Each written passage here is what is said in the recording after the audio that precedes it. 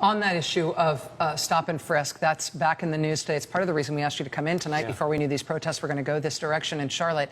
Donald Trump today did an event in which he was asked how he would like to deal with, how he as president would deal with what he was asked about was black-on-black crime, violence within the black community. And he said the way he would deal with it was by going nationwide with, as you mentioned, this discarded New York City policy of stop and frisk.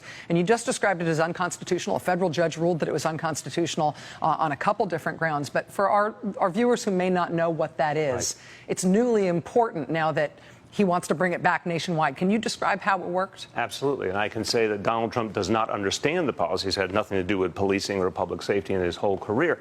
What we used to have in New York City was people were stopped just on suspicion, no reasonable cause, no specific evidence required. They were stopped essentially on speculation. And what it was overwhelmingly young men of color.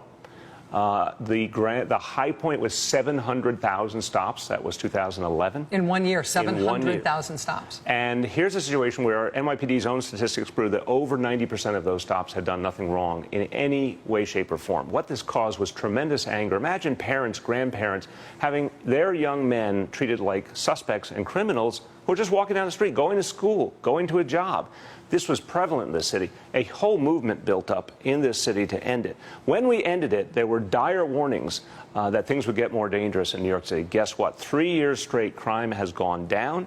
And Bill Bratton, who's been one of the foremost police leaders in America, made very clear that stop and frisk ultimately was proven not to be effective as a safety tool, that the absence of it allowed us to become safer because we could work on deepening the relationship between police and community.